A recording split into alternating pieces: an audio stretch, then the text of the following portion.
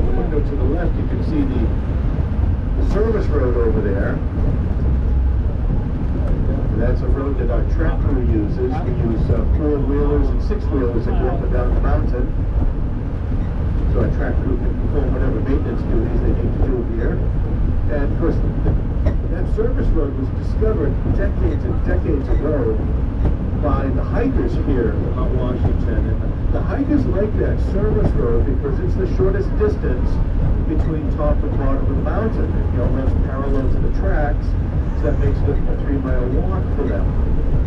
Of course, we don't maintain it for the hikers. It's as you see, it gets a little steeper here, so a lot of loose and rough gravel here. If you have anybody on board who has hiked to the top of Mount Washington, 1, 2, a few of us. I've done it a few times. So for the uninitiated back there, it takes about 4 hours to walk up and about 5 hours to walk down, which seems kind of counterintuitive, right? Well, think about it. After you get to the top of the mountain, you're kind of tired. And then walking down all this loose rock and gravel and all the hiking trails, you want to take extra care so that you don't go on a loose stone and twist an ankle. It's a beautiful mountain to hike. It can be difficult. Do your homework. Do a great job with your homework and know what you need to bring with you. We get tens of thousands of people that hike this mountain, like 75 to 100,000 people a year that hike up Mount Washington. And over to the left is another turkey, just on the other side of the service road, slowly making his way, her way, over to the woods. All the animals that you would expect to see here in the northwoods of New Hampshire and northern New England, oh, they're all here, but just like this one, they're in the woods. But just a little bit about how this rack and cog system works here on the railway. You see, looking ahead, we got the 2 rail tracks you can see out there, but in the middle is this rack system, and inside the rack are spools. Now these spools interface with the cog wheels that are underneath the train. So the real question here is, what's a cog wheel and what's it do for us? Well, take a look across the aisle on the end of your bench seats, and you'll see a depiction of a cog wheel. It's a very large gear, is what it is. Now, the way this works, think of your bicycle.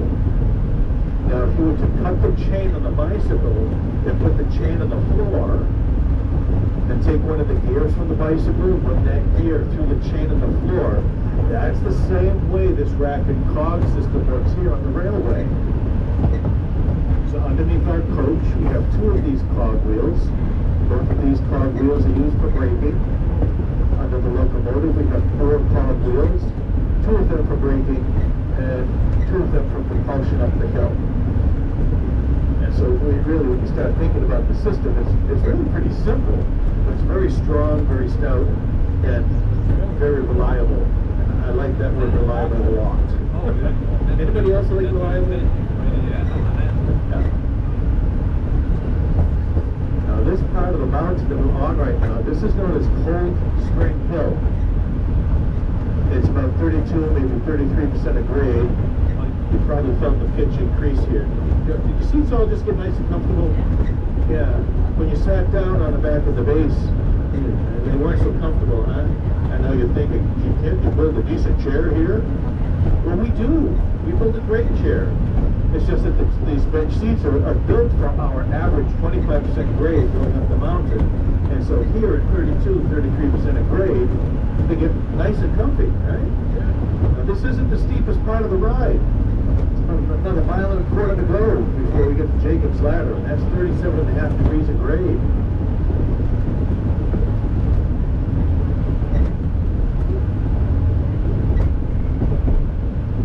So this world's worst weather reputation that we know this because up in the summit of the mountain there is a weather observatory. It's been there since 1932. It's been manned 365 days a year since. And one of the things they've been able to figure out up there, those nice scientists, is that Mount Washington is at the intersection of 3 major storm tracks of North America, and up to 20 minor storm tracks as well. Now that information, combined with the fact that Mount Washington is 6,288 feet above sea level, and by the way, that land point is the highest land point around, literally for thousands of miles. And that's the recipe that delivers the world's worst weather up here. Now an example of that worst weather, well, back in 1934, they recorded the world's highest wind speed ever observed by man. That was 231 miles an hour.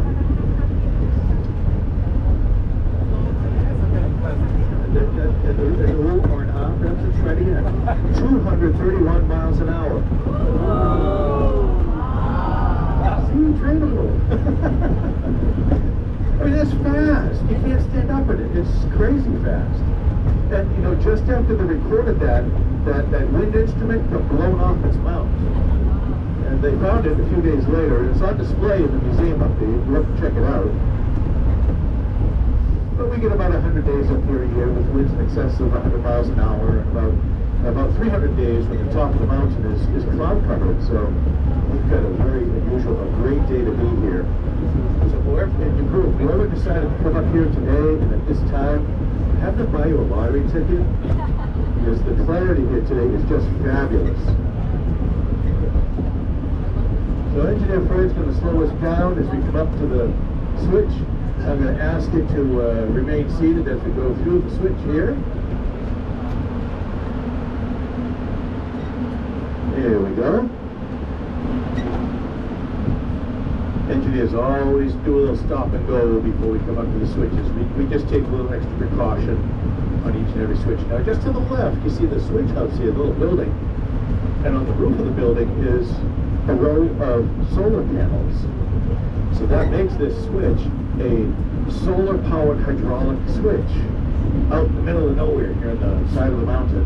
Very good practical use of solar power. Now the switch is guiding us over onto what we call the passing lane here. The other tracks that you see on the other side, well, that's the main line.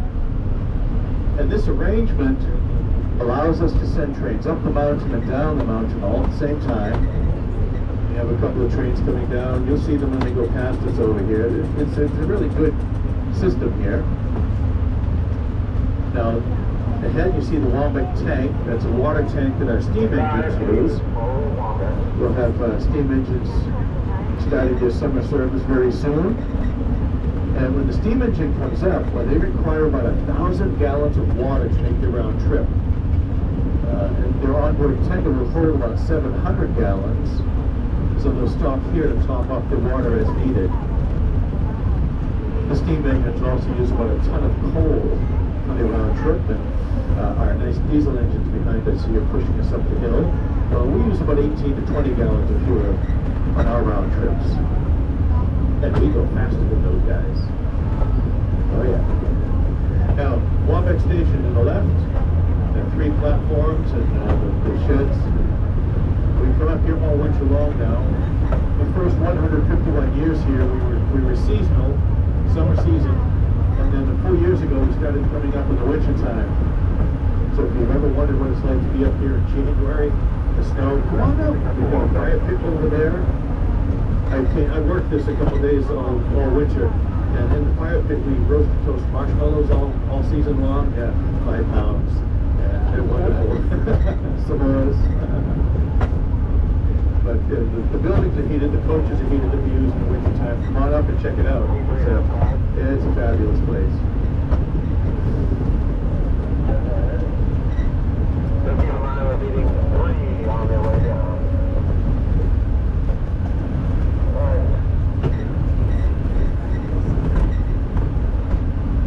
Just over here to the right, there's a break in the tree line. You look across, you can see into the Yamanusa Ravine.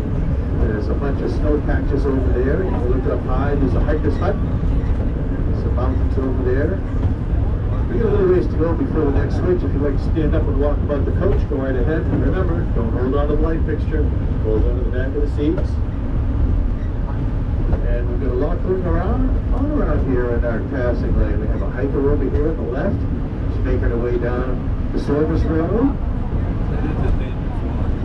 We got a couple of trains coming. Oh, we got 3 trains coming down. And we're on that and leaving the railroad.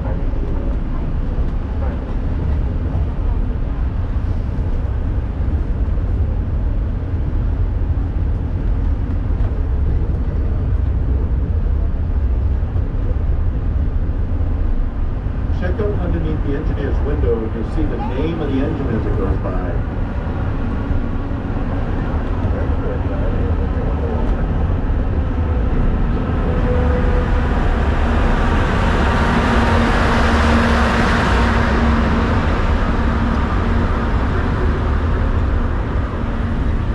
Anybody catch the name of that engine? Algonquin. Yep, you got it. The Algonquin and the Abenaki were the 2 tribes that were here before the Europeans came here to settle in this neighborhood. The Algonquin were more up north into what we call Quebec, Canada. The Abenaki were about mid-Vermont over to the Atlantic Ocean. They shared the same language. You'll go up at 3 o'clock, so take a walk.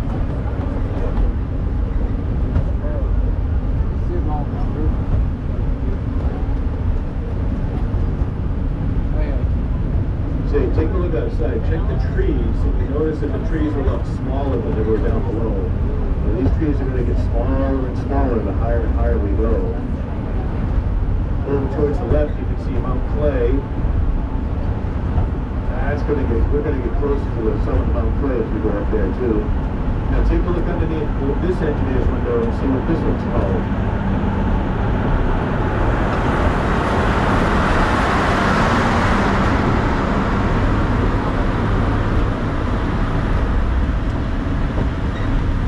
Catch the name? Anybody? Laprade. Laprade, that was Mr. Laprade.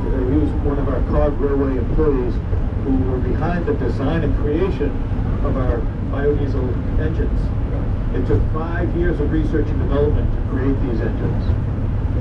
And once we have the first one, we had those working blueprints. They started building them 1 each year after that. We have 7 of these biodiesel engines currently in service. And here comes the 3rd one, so take a look underneath this engineer's window and see what this one is called.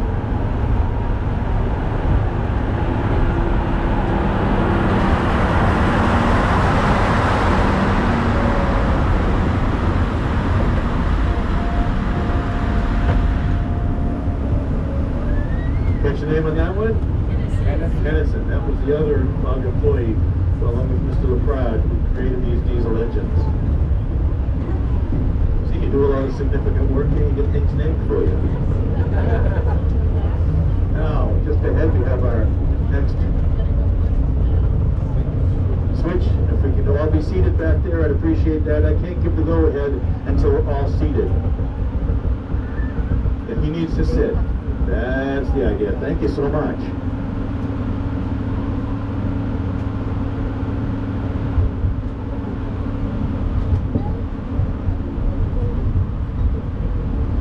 Yep, and another switch house here with the solar panels. Now, the Cog Railway built this, the switch and the passing lane here back in 2009. Now, previous to that, what we had were a couple of sidings that would go off into the woods with manual switches. Now, those manual switches, you see what would happen in those old days is that the engineer would stop the train, the brakeman would jump off along with the switchman, would run over to the switch and start rearranging 9 separate pieces of track to allow the train to go in the direction that they wanted to safely. Oh, by the way, those 9 separate pieces of track, they all picked up and moved them out. Yeah, they weigh between 50 and 100 pounds each. Guess how I know that? No, I read about it in a book.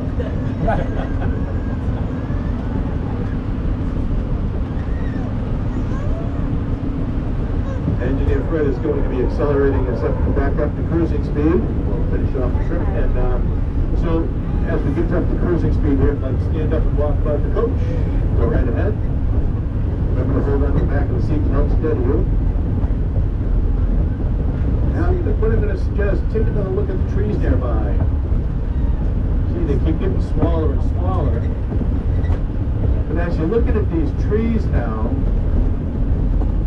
you might notice perhaps that they kind of appear to be growing at kind of an odd angle. Do you notice that odd angle out there? No. Well, I'm here to tell you that it's not the trees that are at the odd angle. Doesn't mean that we're odd, though. No.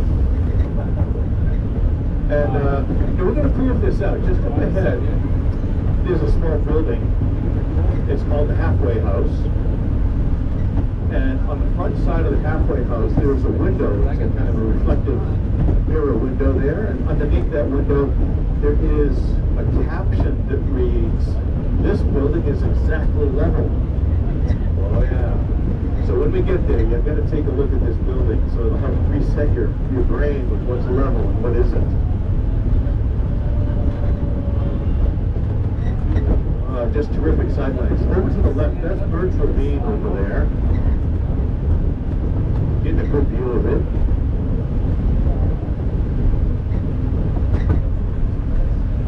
Here we are on the right-hand side. Here's the Halfway House. And just as I'm saying, this building is exactly level. Everybody take a look over there.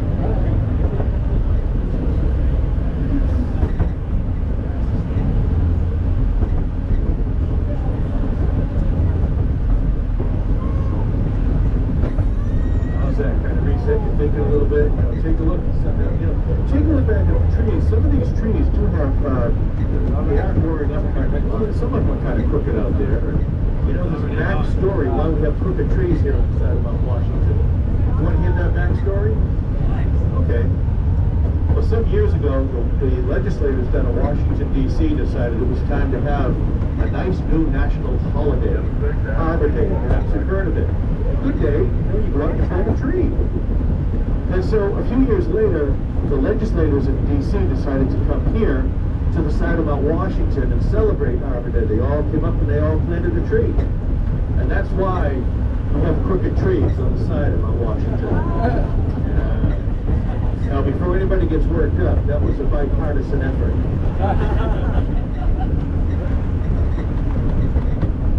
Well, this is really terrific. Take a look outside. Let your eyes drink in all the stuff here, because you get a good 40, 50, 60 miles of view out on the left. We're above the ridge line over there, like Mount Clay, and you can see northern New Hampshire out there. Back towards the left and the west, you can see into Vermont. In fact, I can see through the Willoughby Gap over there, over Vermont. That's about 30 miles out. And through the Willoughby Gap, I can see into Quebec, Canada. That's about 80 miles out today, so we can see into Canada today. Great day to be here.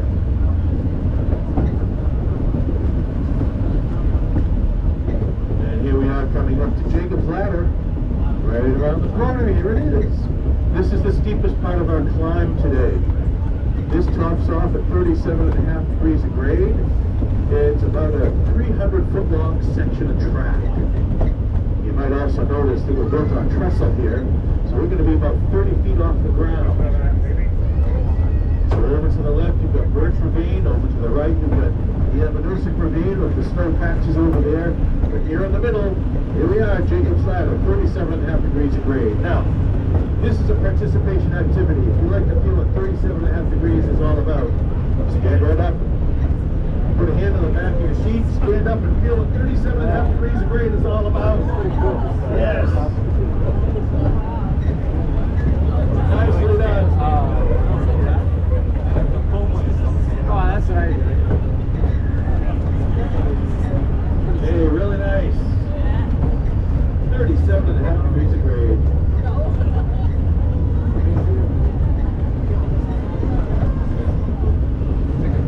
Hey, nicely done, folks.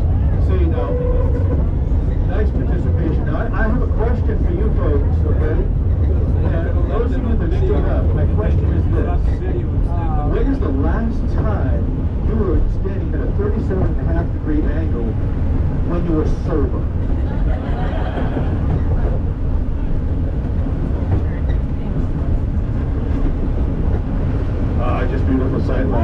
we go, the further we can see out there.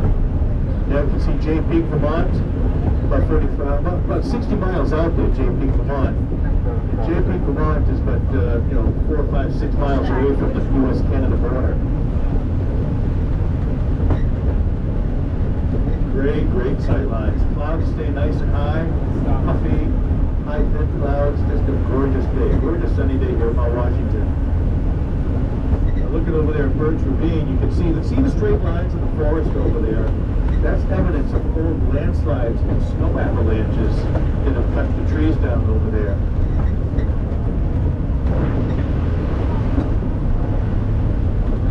And Mount Clay, we're getting closer to the top of Mount Clay now. As you look along the ridge line, there is a hiking trail that goes along that ridge line. It's the easiest hiking trail to the top of the mountain, the Jewel hiking trail.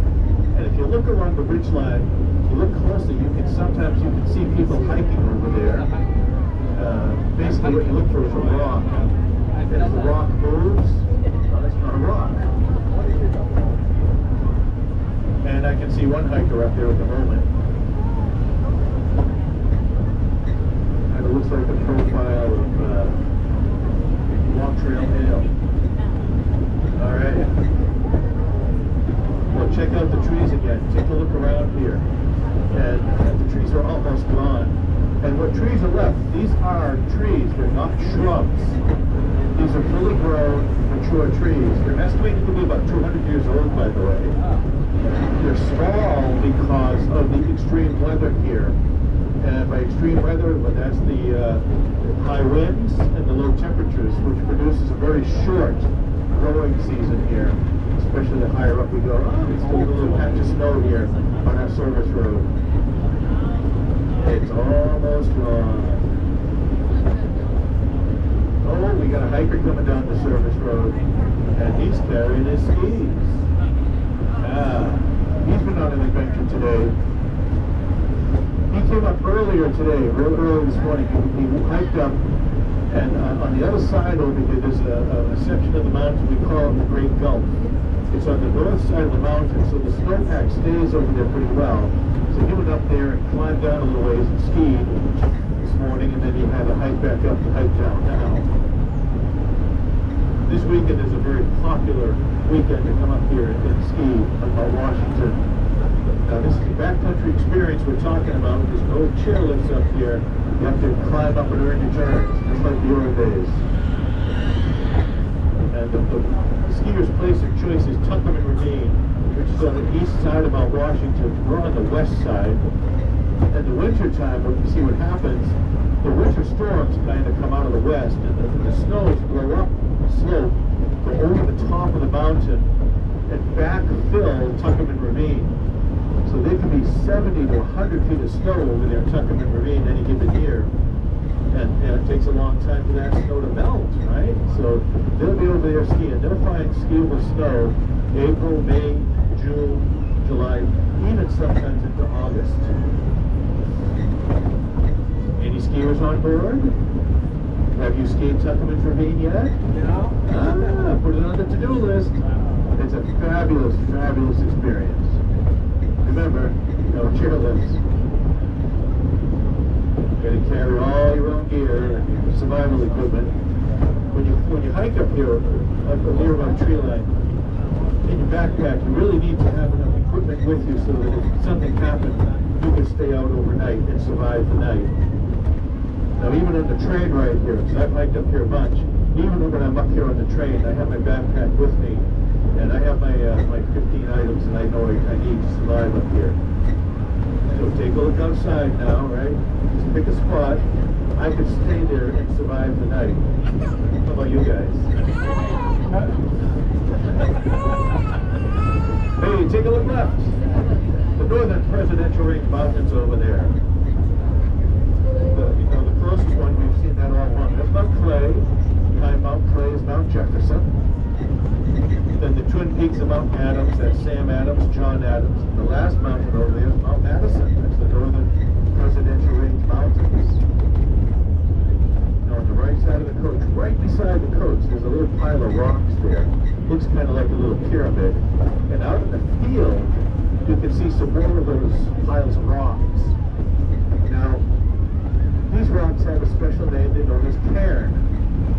Now, I had a Scottish woman recently, she heard me say, yeah, these are cairn, and she perked right up. She says, cairn, I know that word. That's a Scottish Gaelic word. It means pile of stone. Yep, she's right. And here they are. And lots of hikers. And now, the cairn, you can see them on the left, you can see them over here on the right, and they're placed on the hiking trail. This is the west side hiking trail here. And they're spaced about every 50 feet apart, so that under conditions of low and no visibility, the hikers can safely navigate here above tree line. It's just 100, 200 feet over there is the edge of the Great Gulf. And off of that edge that you see over there where those hikers were, just beyond them, there's a 2,000-foot vertical drop-off over there with a lot of snow right now. That's what the skiers like to ski. So now you can well imagine that's why it's important for the hikers up here above tree line to know how to safely navigate here above tree line. Now the mountains that you see off in the distance out there, they're in western Maine. And the way that the sun is hitting right now, I can see white toothpicks out there on one of those ridges. Those little toothpicks are wind turbines. That's a wind turbine renewable energy farm over there in Maine. Those towers are over 200 feet tall, each one of them. Look like tiny little toothpicks out there.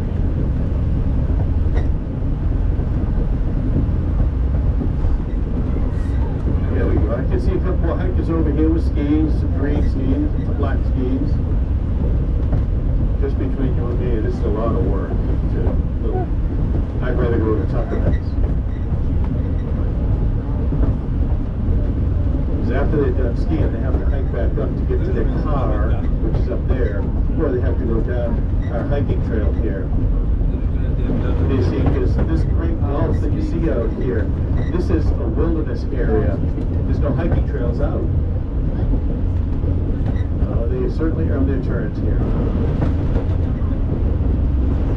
Nice thing about the hikers that I see up here, they're staying on the hiking trail. And that's very important because we're now in this Arctic tundra agricultural zone where all the Arctic grass, moss, and lichen grow. And the soil here is very, very thin. And as you can see, when we get 75, 100,000 hikers here each year, and if they were to walk out on this Arctic grass and this soil is just a couple of inches thin, they would do serious damage to it, even kill it off. So thank you hikers for staying on the hiking trails, preserving the natural beauty here for everyone to see and enjoy.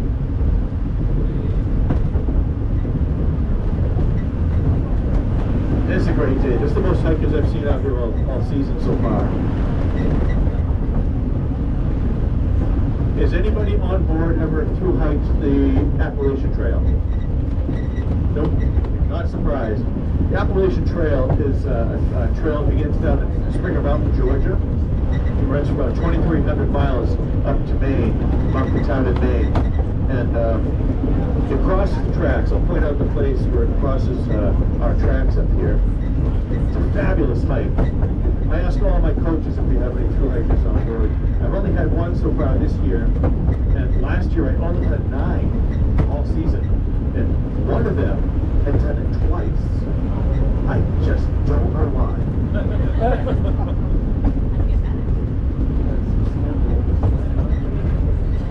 I'm up here 5 days a week, all summer long, and I see a lot of hikers. And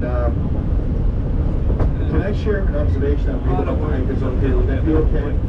Yeah. I see a lot of hikers up here, and my observation about these hikers, you just never see them smiling. Not until the hike is done. Been there, done that, and I understand why. You get back down to your car, you open up the cooler that's been waiting down there all day for you, with all that ice. You reach in, you pull out a nice bottle of spring water. Yeah, spring water.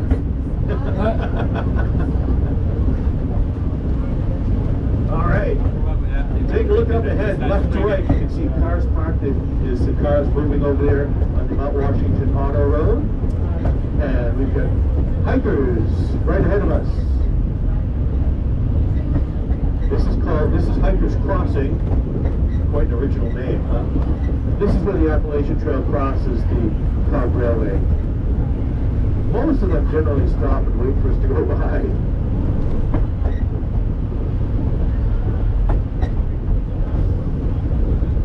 And off to the right you can see the Governor Sherman Adams State Park building. You'll have access to go in there today. And the round building to the right is the Weather Observation Station. Nice day for a walk, huh?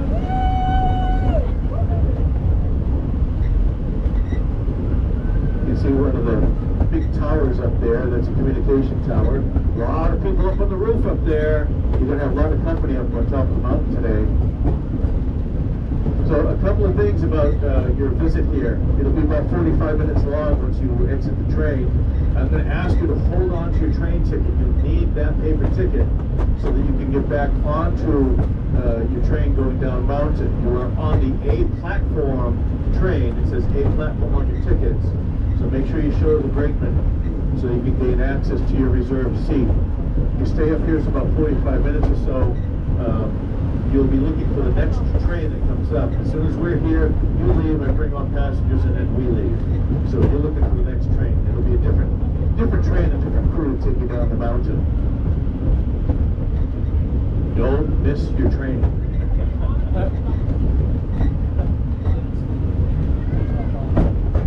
So behind the building up there is a really good photo opportunity. It's the top of the mountain. It's a marker that indicates the very top of Mount Washington. A very good photo opportunity. The tip-top house is up there. The building made of stone and rock, made in 1850, still stands. There's another building up there, more contemporary.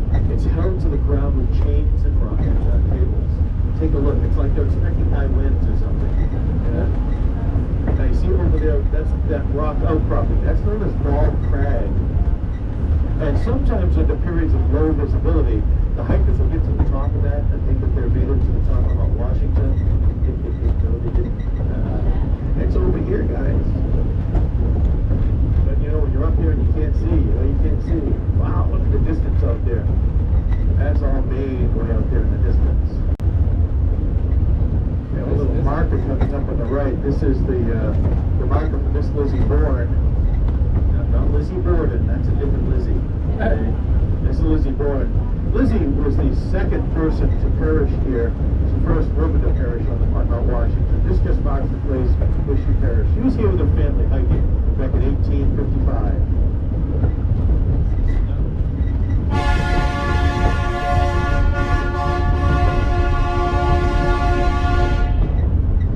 Engineer Fred announcing her around to the top of the mountain. We're coming up to our fourth and final switch. So we'll be slowing down to go to the switch. So I'm going to ask everybody if you can take your seats and be seated so we can continue on here. I'd appreciate that. In fact, I'm going to ask you to remain seated for the rest of the trip. Because once we get over the top here, I'm going to be stepping off the moving train, guiding Engineer Fred into our parking spot. So once we get to the parking spot, I'll stop the train and set up the exit for you, and come back in and let you know you're all good to go. Yep, take a seat back there, please, so we can continue. I cannot go until you're seated.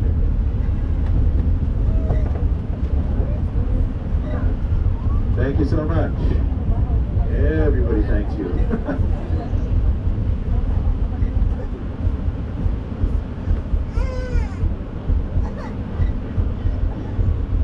There we go. There's a lot of people up there waiting to get on their train to head down. As you can well imagine, I have to get up there and kind of push them back. It's not a good idea to be near the train as it's coming up. I'll have some business to take care of up there. So enjoy your walkabout up here. I'd like to thank you all for joining us today on the Cog Railway. A nice safe ride to the top of the mountain. You know, Engineer Fred, myself, Scott, your brakeman, we work really hard at this, so you don't have to work at all. Seems like a pretty good trade, huh? In addition, Fred and I, we strive to do a job well done. We like the job well done, and hopefully, and frankly, hope that you also appreciate the job well done. Keep in mind, it's a different train and a different crew taking you down the mountain. So thank you all for joining us today. Appreciate that.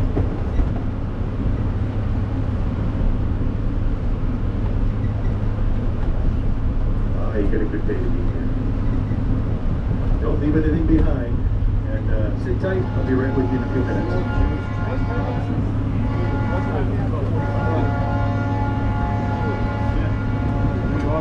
I don't know how much that. He said he'll take an orange.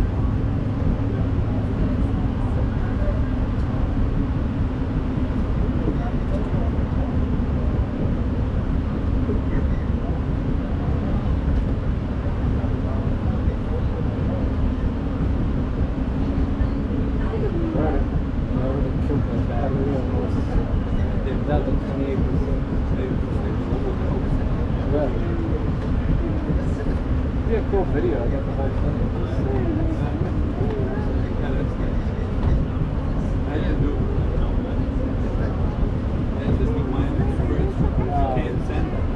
Oh, yeah. I'll have to use my laptop and edit it.